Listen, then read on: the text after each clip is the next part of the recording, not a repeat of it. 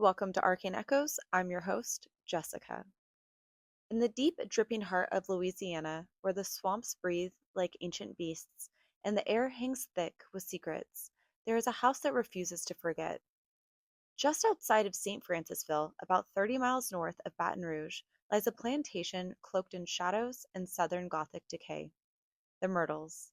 Once known as Laurel Grove, it is now one of the most notoriously haunted homes in America. But the story of the Myrtles doesn't begin with ghosts. It begins with land, stolen, sacred, and soaked in blood. This area of West Feliciana Parish is old by American standards. The town of St. Francisville itself is one of the oldest in Louisiana, its roots sinking back into the 18th century. It began not as a place of commerce or comfort, but as a burial ground, an outpost used by Spanish Capuchin monks who laid their dead to rest along the river bluffs. There's a spiritual weight to the area, even before the first brick of the Myrtles was laid. Before colonial hands seized it, this land was sacred to the Tunica people who used it for ritual purposes and seasonal ceremonies. Some oral traditions say this land served as a burial ground long before the Capuchins arrived. Others whisper that it was a place of vision quests and spirit walks, a place where the veil between worlds is tissue thin. Those stories aren't in the official records, but then again, what kind of truth ever is? In 1794, David Bradford, better known as Whiskey Dave, an infamous leader of the Whiskey Rebellion in Pennsylvania, fled the federal government and found refuge in Spanish controlled Louisiana. He was a wanted man, but the Spanish had little love for American taxes or American law, and they granted him asylum. Here, Bradford carved out a new life, and he built himself a grand home on this storied ground, what would become the Myrtles Plantation. But even his escape was tainted. The opulence he created here came at a terrible cost.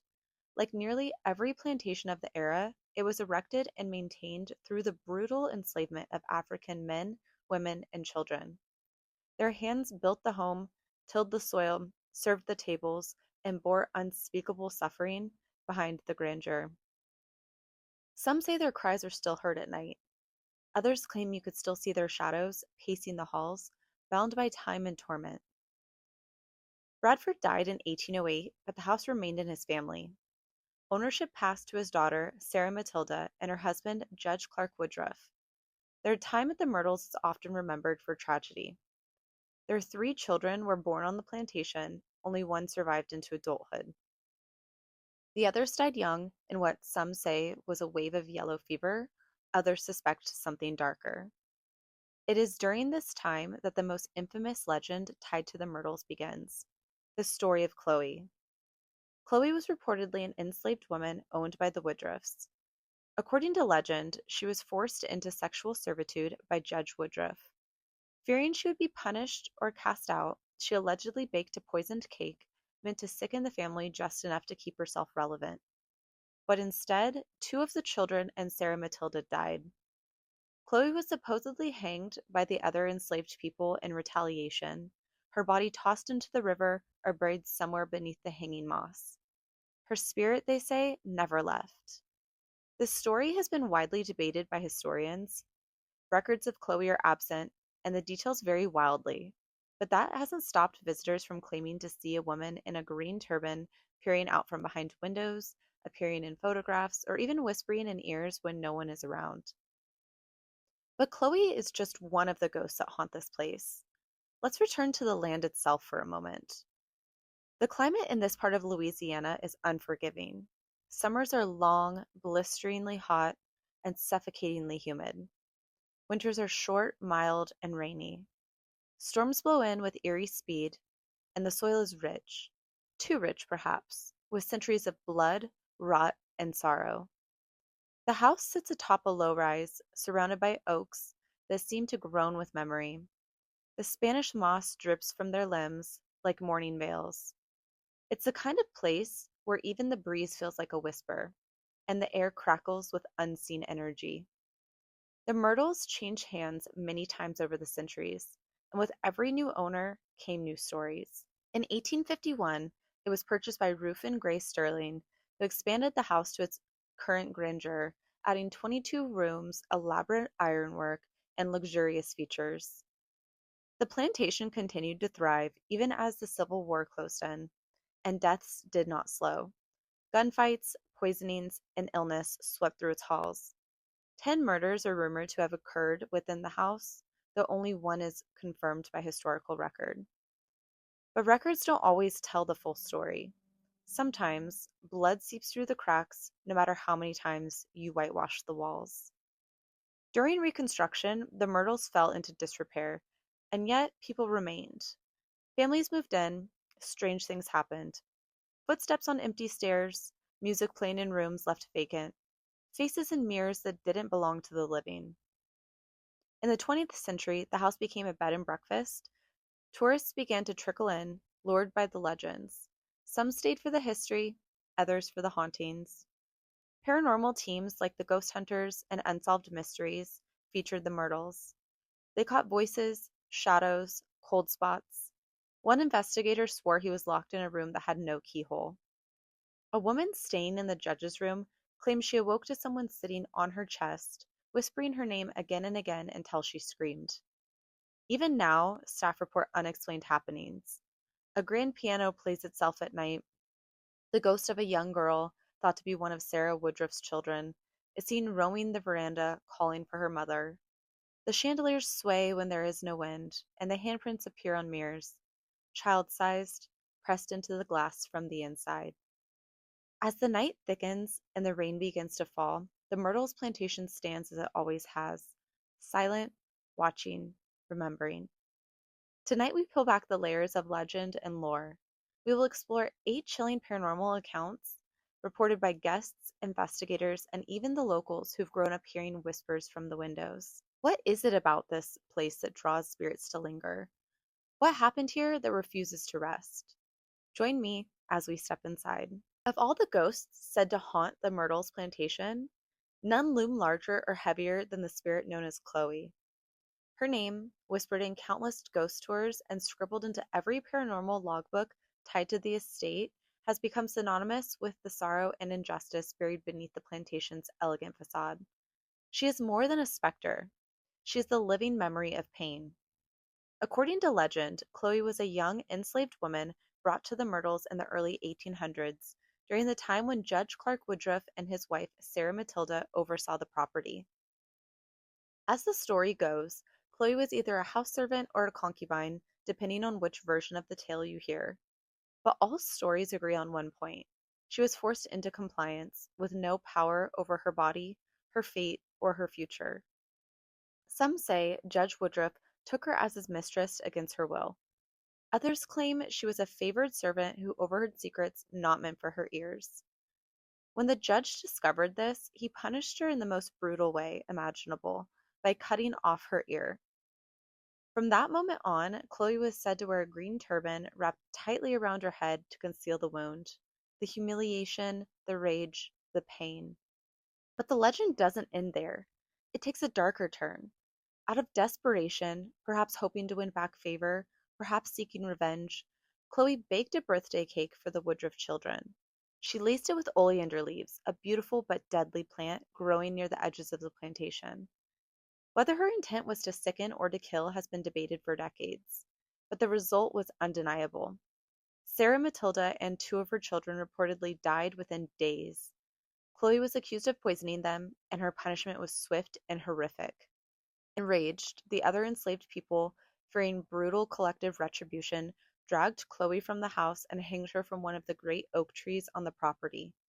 Her body, they say, was thrown into the Mississippi River, or buried in an unmarked grave, her spirit left to wander the grounds restless in agony. Yet, for all its vivid horror, the tale of Chloe is wrapped in fog.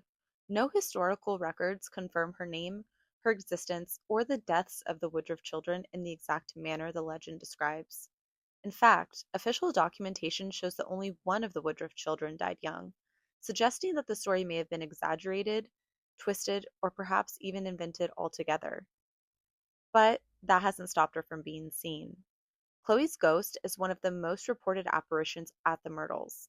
Visitors and investigators alike describe the same vision: a tall, thin woman in a faded dress, standing silently in the garden or watching from behind a lace-curtained window.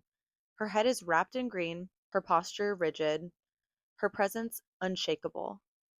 In one famous incident from the 1990s, a photograph taken by the plantation's then owners appeared to show a figure partially obscured by a column, neither fully transparent nor fully solid. When the photo was analyzed, experts couldn't identify any manipulation or logical explanation. The outline of a woman in a head wrap was clearly visible, standing between two buildings where no one had been. Other visitors report waking in the middle of the night to find a woman standing at the edge of their bed, watching them with silent, mournful eyes. EMF detectors go wild in the judge's room. Cold spots linger where no draft exists. One paranormal investigator wrote in his notes, "The room went absolutely still. It was as if everything had been drained, heat, sound, even time. Then I heard humming, a woman's voice, right behind me, but I was alone." The humming. That's what many remember most. A soft, lilting tune, wordless, slow. The sound of someone trying to soothe a child, or perhaps herself. Some say Chloe is a tragic figure, caught in a loop of remorse, sorrow, and suffering. Others believe she's angry, that her spirit still seeks justice in a world that never gave her any in life. A few even claim that she protects the house, warning others of danger or showing herself before a storm. Whatever the truth may be, Chloe has become more than a ghost. She is a symbol of everything the Myrtles plantation was built upon: control, cruelty, resistance, and grief. And perhaps she's a warning, an echo of the real human cost of this so called Southern elegance. Even now, as night falls over the Myrtles, guests continue to report sightings: a flicker of green in the corner of the mirror, a feeling of being watched from the second floor, a shadow that moves when all else is still. She is there, just outside the frame, watching, waiting. And Chloe is only just the beginning. Stay with me as we unravel 7 more chilling encounters within these haunted walls. Stories that refuse to be buried, just like the spirits who tell them. There is a certain sadness that clings to the gardens of the Myrtles. It's in the way the ivy climbs the crumbling statues, how the roses bloom and wilt in silence, how the stone cherubs stare with blank, moss-covered eyes. And if you linger long enough among the ancient oaks, especially just after dusk, you might hear it, a child's laughter, drifting like mist between the branches. The legend of the ghostly girl in the garden is one of the Myrtle's most haunting mysteries, unfolding not in fear, but in something far more unsettling: a fleeting moment of innocence, frozen in time and laced with sorrow. First reported in the late 1960s by a groundskeeper who claimed to see a small figure skipping barefoot among the hedges, the child's spirit has since been witnessed dozens of times, always fleeting, always just out of reach.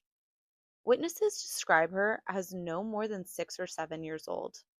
Her dress is white, though sometimes tinged in blue or pale yellow. Her hair, they say, is dark and loose, dancing behind her as she runs between the oaks like a wisp of wind. But it's her laugh that people remember. High, melodic, and utterly out of place in a space so saturated with death. It rings out like a bell and then disappears, leaving only silence and the unmistakable feeling that you are not alone. One of the most chilling accounts came from a paranormal research team who visited the Myrtles on a late summer night in 2001. Hoping to capture evidence of Chloe, they instead found something else entirely. They had set up discreet infrared cameras along the winding garden paths, facing the reflecting pool, the angel statue near the east gate, and the old wrought iron bench that no one ever seems to sit on for long. As night descended and the air thickened with heat and tension, one of the motion detectors triggered. The footage, now infamous among ghost hunting circles, shows a shadow, small, delicate, darting between two trees. And then, just for a split second, a clearer image: the silhouette of a child twirling, arms outstretched, dress fluttering, as if dancing in moonlight only she could see. The camera glitched, the lights flickered, and when everything returned to normal, she was gone. A member of the team, visibly shaken, later described the moment as an ephemeral dance between innocence and sorrow. He said it felt less like a haunting and more like a memory replaying itself, one too stubborn or too sacred to fade. Who this child is remains a mystery. Some believe she may be one of the Woodruff children, possibly Mary Octavia, who survived into adulthood but endured a childhood surrounded by illness and grief. Others say she could be the daughter of a family member who lived here in the decades that followed. There are even whispers of a young enslaved girl who drowned in the garden fountain, her death unrecorded like so many others deemed unworthy of remembrance. But no matter who she is still here. Guests who have stayed in the garden room report hearing soft footsteps on the gravel path below their window. Some say they've seen a face pressed into the glass late at night, smiling faintly before vanishing into the mist. And during one stormy evening, a woman claimed to hear a child knocking at her door, asking softly if she can come in, only to find no one there when she opened it.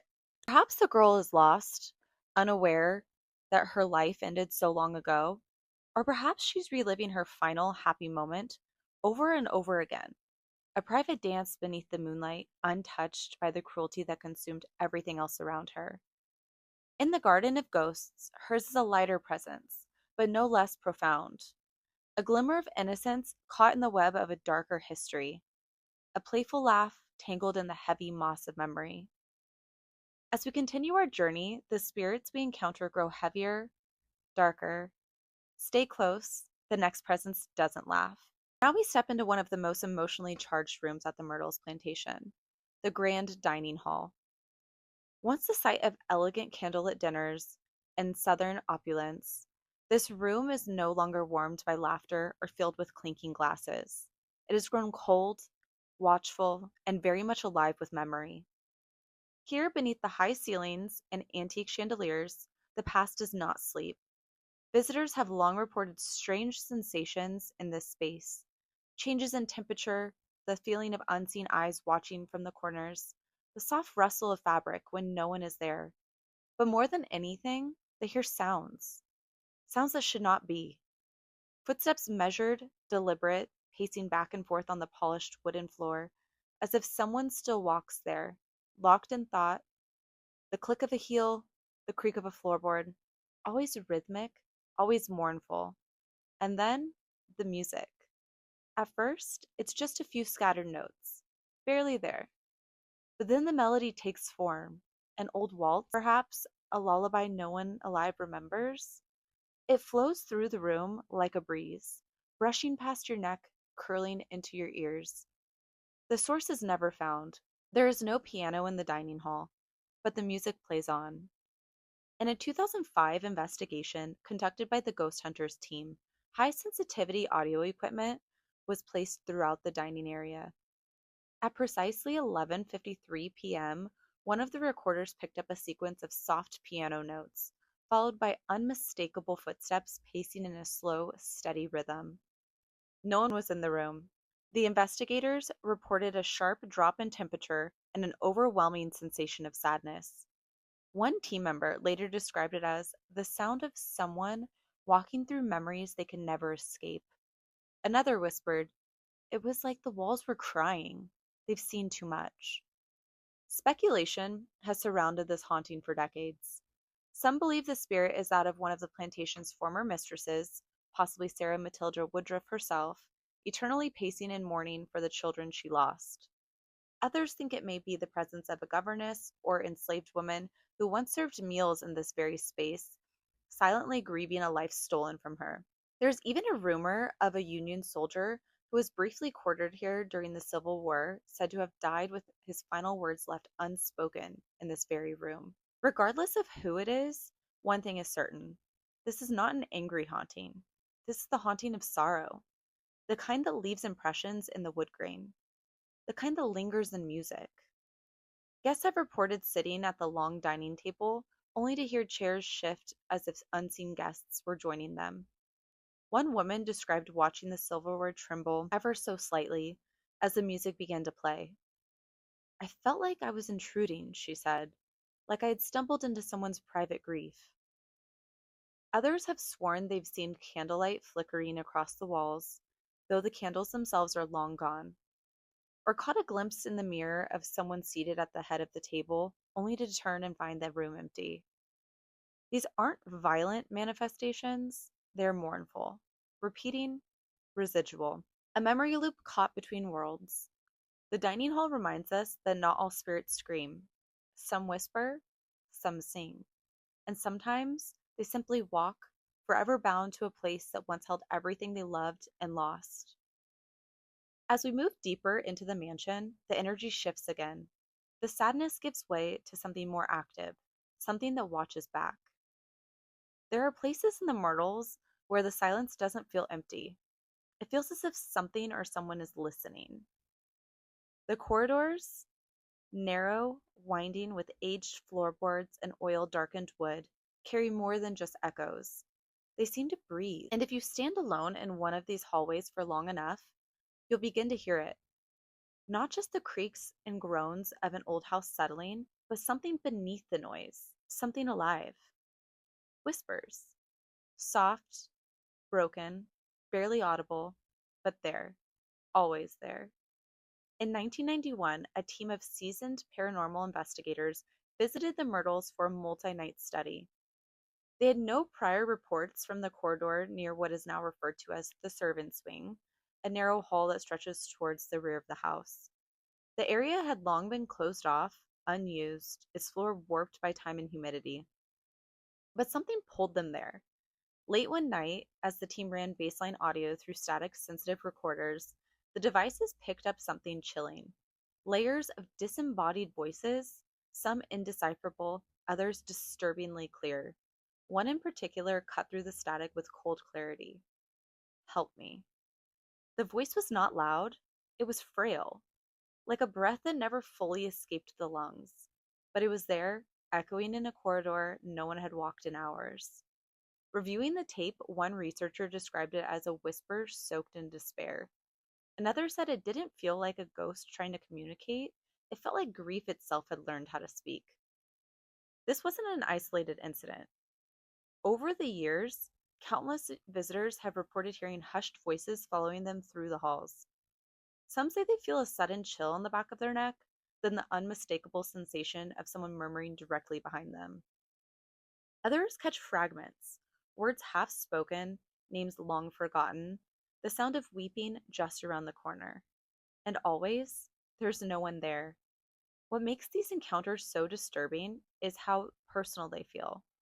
Unlike residual hauntings, where the same scenes play over and over like a film strip, these whispers often seem aware, responsive, almost as if the house is trying to tell you something but can't quite remember how. One chilling EVP captured in 2013 revealed not just a whisper, but a whispered conversation. Multiple voices speaking over one another in a desperate, unintelligible chorus. The voices were analyzed, slowed down, and filtered, but they remained garbled, a tragic symphony of confusion and sorrow. Some believe these voices belong to enslaved individuals whose pain and oppression were never given voice in life. Others speculate that the spirits of grieving mothers, abandoned children, or even dying soldiers may still drift through these passageways, their stories swallowed by history, but their voices unwilling to fade.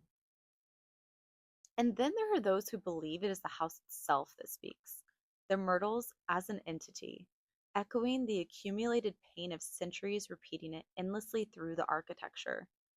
What would it take for your soul to linger, not screaming, not raging, but whispering? What sorrow could be so profound, so unresolved, that it forces the spirit to trace the same hallway again and again, hoping someone will finally hear? The whispers in the corridors are not loud. They don't need to be. They're intimate, they're invasive. And once you've heard them, they never quite leave you. The halls of the Myrtles remember everything, and they're still speaking. There are few objects in the Myrtles Plantation that evoke as much fascination or as much quiet dread as the mirror. It hangs in one of the main rooms of the estate, framed in elaborate gilded wood, hand-carved and antique. At first glance, it's beautiful, opulent even. A piece that might have once reflected candlelit dinners, soft glances across the table, or children running through the parlor in Sunday clothes. But look closer and you'll see why this mirror is no ordinary relic. It has a memory, and it does not forget. Guests have long reported seeing strange things flickering across its surface, phantom shapes, pale faces not their own, darkened handprints smudged into the glass. At times, it looks as if something or someone is trapped just behind the reflection, watching and waiting. Local legend tells us that the mirror was hung sometime in the mid 1800s and may have borne silent witness to one of the plantation's most devastating losses, the death of Sarah Matilda Woodruff and her children. Custom at the time dictated that mirrors be covered in mourning, usually with black cloth, whenever a death occurred inside the home. This was more than superstition. It was believed that if the mirror remained uncovered, the soul of the deceased might become trapped in the glass. And according to the stories, this one was left uncovered. Since then, strange phenomena have surrounded it. No matter how often it's polished, a set of child-sized handprints return again and again, visible only at certain angles under specific lighting. Guests who stand before the mirror often report an overwhelming sense of unease. Some say the reflections seem out of sync, that they move just a moment too late. Others have watched, frozen in place, as a pale face slowly emerged behind their own, staring out with hollow, mournful eyes. Blink, and it's gone. In 2003, a team of professional investigators equipped with high sensitivity cameras, EMF detectors, and full spectrum lighting focused an entire night's work on this single object. The recordings are still discussed in paranormal circles. Throughout the night, light anomalies began to dance across the mirror's surface, faint pulses like distant lightning flashes, but with no source in the room. The EMF readings spiked repeatedly, not around the frame, but directly in front of the glass, as if an invisible presence were moving in and out of the mirror's field. Then, shortly after 3 a.m., the team captured what appeared to be a full, though blurred, face pressed up against the inside of the glass, mouth open slightly, eyes wide with emotion. It remained there for less than a second before vanishing. No person was in the room, no projection device was used. The camera was on a locked tripod. The lead investigator said afterward, it didn't feel like a trick. It felt like the mirror had revealed something it wasn't supposed to, something old and grieving. The phenomenon has persisted. No matter how many times the mirror has been cleaned, restored, or even replaced, yes, replaced, the handprints return, the faces return, the heaviness returns. Some believe the mirror is a spiritual gateway, a portal through which the dead can watch the living or even attempt communication. Others believe it has absorbed the trauma of centuries, holding imprints of suffering and sorrow like etchings in silver. Guests have reported dreams after standing before the mirror, vivid, uncanny dreams of walking through unfamiliar rooms, speaking in languages they don't know, or standing in the very same hallway wearing clothing from another time. One woman, unaware of the mirror's history, claimed she saw her reflection move on its own, raising a hand she hadn't lifted. She fled the room and she never returned. Even Ghost Adventures in a later visit attempted to debunk the mirror's mysteries.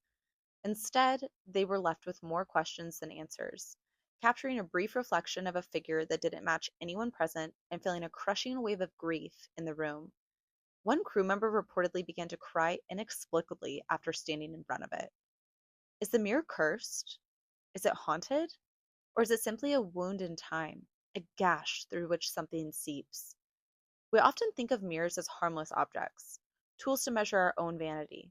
But in places like the Myrtles, there are witnesses, portals, prisons.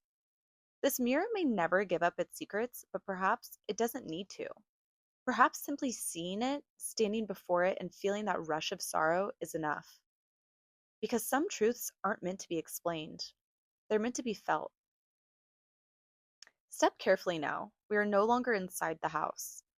We are on the edge of the Myrtle's sprawling grounds, where time moves differently and shadows seem to take shape of their own. And if you stand here long enough, just beyond the tree line, beneath the heavy Louisiana night sky, you may hear it, a slow, deliberate rhythm.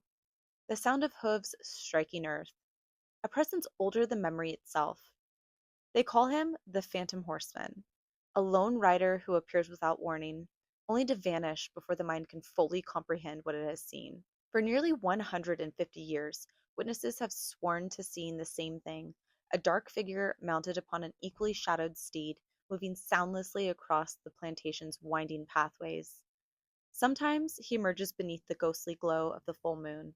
Other times he is seen just before a storm, his silhouette swallowed by flashes of distant lightning. Always alone, always watching.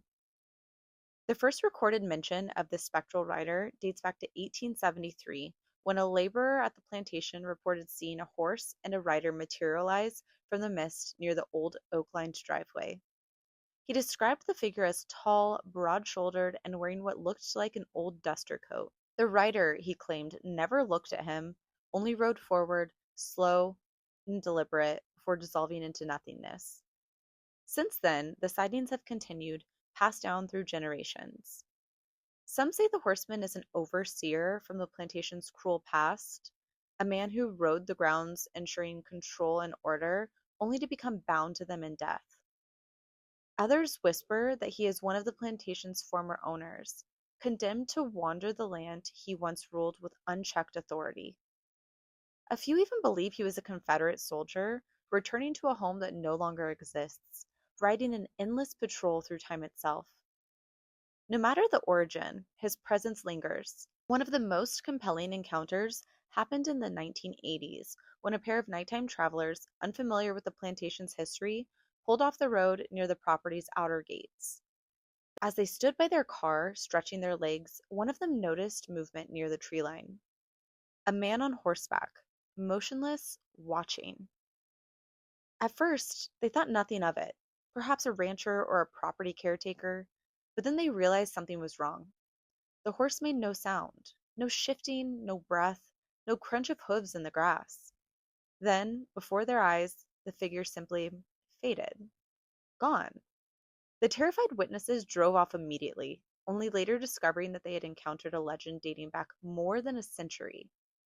In 2007, a local paranormal research team attempted to document the phenomenon.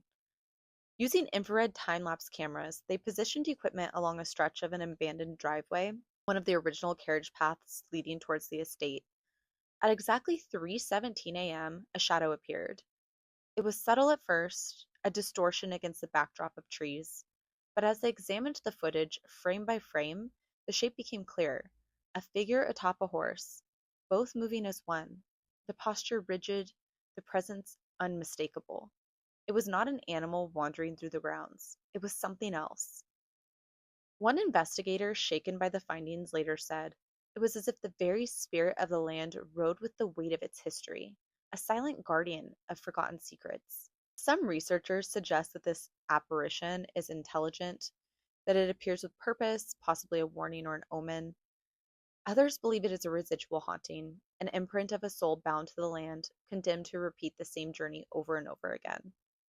One thing is certain: the rider is not at rest. Some visitors claim to have felt his gaze from the shadows, an oppressive weight pressing on their chests, urging them to leave. Others report seeing hoofprints in the soil that lead nowhere, tracks that begin in the middle of an open field and end abruptly as if the horse simply disappeared into thin air. And then there are the dreams. Several guests, after visiting the plantation, have spoken of disturbing visions upon returning home. Dreams of riding through dense fog, unable to stop. Dreams of being watched from just beyond the veil of consciousness. Dreams of a heavy silence interrupted only by the sound of approaching hooves. Some wake up gasping as if something or someone was just in the room with them. Who is the phantom horseman? A spirit forever bound to his duty? A lost soul searching for a way home? Or something far older? Something that has always been here, watching, waiting, protecting something we don't understand? Perhaps he rides to keep watch over the land. Perhaps he rides because he has nowhere to go. Or perhaps he rides for us. Grief is its own kind of haunting. It settles deep like the dust in the corners of a forgotten room. It lingers, unseen but felt, and sometimes it refuses to die. In the upstairs chambers of the Myrtles Plantation, behind doors that do not always stay closed, there is a figure who never leaves. She is known only as the mourning matron, a sorrowful spirit, seen in the dim glow of candlelight, her presence heavy with loss. Dressed in an elegant but faded antebellum gown, she moves with the slowness of someone burdened by memory. She does not speak, she does not rage, she only mourns. First recorded in witness accounts from the late 19th century, the spectral woman has been seen in the upstairs quarters, most often near the rosewood vanity mirror in one of the guest rooms. Her arrival is never abrupt. Rather, it is a presence that builds, a faint pressure in the air, a sudden drop in temperature. Then, just beyond the veil of sleep, she appears, standing at the foot of the bed. Eyes downcast, hands folded, draped in a sorrow that seems to stretch across lifetimes. One woman who stayed in the house overnight in 1921 described waking in the early hours to the feeling of someone watching her. When she opened her eyes, she saw a woman in antique mourning dress, a high lace collar, a dark shawl, long sleeves buttoned to the wrists. She was crying, the guest later wrote in a letter, not sobbing, not making a sound, but I could see her shoulders shaking, as if she had been grieving for so long that even the afterlife had not freed her. Then, just as suddenly as she appeared, she was gone. Decades later, in a 2009 paranormal investigation, a team stationed a low-light video camera in the upstairs hallway, specifically near the mirror where she has been seen most often. At 2:47 a.m., the motion sensor triggered. On the recording, a faint outline of a woman appeared in the reflection, just for a fraction of the second. A wisp of movement, a dark shape where there should have been nothing. But it was what they heard that truly unsettled them. A single shuddering breath. Not from anyone in the room, not from any of the investigators. A breath weighted with sorrow, as if someone had just exhaled the last bit of hope they had left. Theories about who she is vary, but they all share a common theme: loss. Some believe she is Sarah Matilda Woodruff, the wife of Judge Clark Woodruff, grieving her children lost to illness. Others think she was a governess bound to the plantation by duty and heartbreak. A few whisper that she was a scorned wife, her sorrow turning into something more spectral, an endless vigil for someone who never returned. One account, recorded in the early 1900s, describes a woman wearing black laced gloves standing just outside a bedroom door, peering inside. The guest, believing she was a living person, asked if she needed help. The woman tilted her head slightly as if considering the question, then in the blink of an eye, she was gone. Whatever her origins, one thing remains the same. She is never seen in joy. She does not move through the house as the child in the garden does. She does not manifest in anger like the whispers in the corridors. She does not call out. She simply remains. Sorrow is a prison, and for the mourning matron, the Myrtles Plantation is the cell she can never leave. Even now, visitors report catching glimpses of her in the mirror. They wake up to the feeling of something unseen sitting at the foot of the bed. Some say they feel a gentle hand brush their forehead, as if comforting a child before sleep. And in the deepest hours of the night, a few have sworn they heard the sound of quiet crying, soft, measured, endless. Not all hauntings are violent, not all ghosts scream. Some simply grieve, caught in the in-between, forever waiting for a morning that will never come. And at the Myrtles, the mourning matron still waits. Laughter is supposed to be a sign of joy, a moment of light, something human. But here, in the Myrtles Plantation, laughter is something else entirely. It is not warm, it is not playful. It is something wrong. For decades, guests and investigators alike have reported hearing a sudden, high-pitched burst of laughter, sharp, echoing, completely out of place in the heavy silence of the plantation's halls. It never lasts long, just a few seconds, just enough to make the hair rise on the back of your neck. But there is no joy in it. The first documented account of disembodied laughter dates back to the early 1900s when a maid fled from one of the upstairs bedrooms, refusing to return. When asked what had frightened her, she could barely get the words out. "I was alone," she stammered, "and then it laughed at me." The sound, she said, came from behind her, though no one was there. It was high-pitched, almost childlike, but laced with something unnatural, something mocking. She left the plantation that very night and never came back. Since then, the laughter has been heard dozens of times, often when the house is at its stillest, just after midnight, or in the long, breathless hours before dawn. During a 2004 paranormal investigation, a research team left audio recorders running in several of the guest rooms. At exactly 12:13 a.m., one recorder picked up a distinct, chilling burst of laughter, sudden, sharp, and unexpected. The entire team froze when they played it back. There were no guests in that part of the house. There were no open windows or sound to travel through. The laughter came from inside the room, and then it was gone. One investigator later described the experience as profoundly unsettling, like something was laughing at us, but we didn't understand the joke. But perhaps the most disturbing reports come from those who have heard the laughter up close. One guest staying in the judge's room in 2011 woke suddenly in the night, feeling a presence near the bed. The air was heavy, the room was cold. She turned over, and in a split second before she fully opened her eyes, she heard it. A laugh right next to her ear. Short, clipped, not childlike, but not adult either. A sound that felt old. Too old. And then absolute silence. She left the plantation before dawn. Some believe the disembodied laughter belongs to one of the plantation's former children, locked in an eternal game of hide and seek. Others insist it is something older, something that feeds off the discomfort of those who visit. A trickster, perhaps, or something that simply enjoys knowing that we are afraid. One unsettling theory suggests that the laughter is a test, that it happens in response to certain people, those most susceptible to fear. Some visitors report hearing it once and then never again. Others, those more sensitive to the supernatural, have heard it multiple times in one night, as if it were moving closer, waiting for reaction. What causes this laughter? Is it an echo from the past? A mocking spirit? Something that simply enjoys the game? Most hauntings make you feel watched. This one makes you feel mocked. Because whatever is laughing, it knows you can hear it.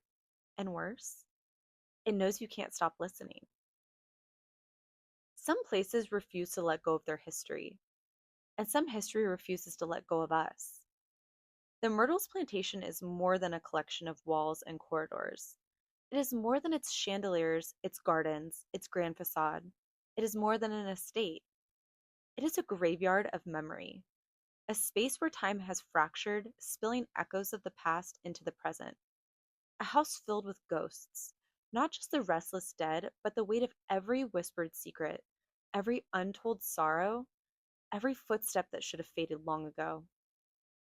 The spirits we've encountered tonight, the phantom of Chloe, the laughter of a child lost in play, the unseen hands that touched the dining hall piano, the voices trapped in the corridors, the watchful eyes behind the mirror, the lone rider on the road that leads nowhere, the mourning matron who grieves in eternity, and the laughter that is not laughter at all.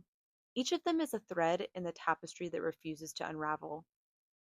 Their stories are not just folklore, they're not just echoes. They're living, breathing mysteries, whispering through the still air, waiting for anyone willing to listen. Paranormal researchers have tried to explain them: ghost hunters, ghost adventurers, independent investigators, each with their cameras, their recorders, their meters blinking in the darkness, searching for proof, for patterns, for logic in the illogical. And yet, the plantation does not yield its secrets so easily. For every EVP captured, for every shadow caught just beyond the lens, for every whispered "help me" recorded in the dead of night, there is something more, something that can't be cataloged, something that can't be confined to footage, no matter how many times the cameras roll. Because the Myrtles is not just haunted by spirits, it is haunted by what happened here. The weight of its past is in the soil, in the wood, in the very air that thickens when the sun goes down. You don't need to see a ghost to know you're being watched here. You don't need to hear a whisper to know that someone or something is listening. And perhaps that is the true horror of the Myrtles Plantation. Not just the ghosts themselves, not just the legends, but the inescapable feeling that the past is not done with us yet. Thank you for walking with me through the halls, corridors, and restless echoes of the Myrtles Plantation, one of America's most haunted locations. Whether you are a firm believer in the paranormal or remain a skeptic, one thing is certain: there is something here, something that lingers beyond logic, beyond time itself. The Myrtles is more than just a house, it is a threshold, a place where history refuses to remain silent. The ghosts that walk its grounds are not simply spirits, but remnants of human experience, lives once lived, loves once lost, tragedies never fully laid to rest. It is a place that remembers, and if you listen closely enough, you might hear it, remembering you too. For the truly brave, the Myrtles Plantation isn't just a legend to be told, it's a place you can experience for yourself. The Myrtles operates as a historic bed and breakfast, offering guests their rare opportunity to spend the night within its haunted walls. Sleep beneath the antique chandeliers, drift through the candlelit corridors, and listen for the sounds that so many before you have heard: the whispers, the footsteps, the laughter that does not belong to the living. Would you dare to wake up to the Myrtles staring back at you? You can book a stay at the Myrtles Plantation today if you're ready. If you've ever visited the Myrtles Plantation and experienced something unexplainable, I want to hear your story. Send your paranormal encounters to Arcane Echoes podcast at gmail.com or comment on this video. Your story may be featured in an upcoming episode. And remember, keep your senses sharp, keep your mind open, and never, ever underestimate the power of the past. It might just come calling when you least expect it.